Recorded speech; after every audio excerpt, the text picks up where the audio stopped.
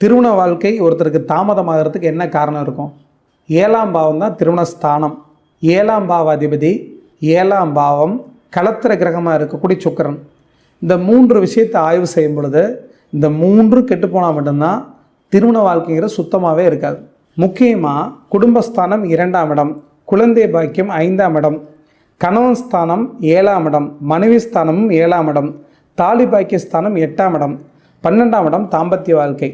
இந்த 5 பாவமும் ஒருத்தருக்கு சிறப்பாக இருந்தால் நிலையான நீடித்த தாம்பத்திய சுகம் கிடைத்து புத்திர பாக்கியம் கிடைச்சி அந்யோன்யமான வாழ்க்கை முழுவதும் வாழுவாங்க.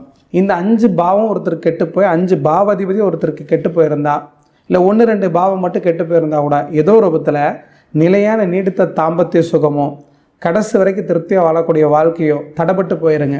அவங்க சன்னியாசியாக போகிறதுக்கு மட்டும்தான் தகுதி உண்டு. குடும்ப வாழ்க்கை இல்ல சுகத்தை அவங்க அனுபவிக்கவே முடியாது.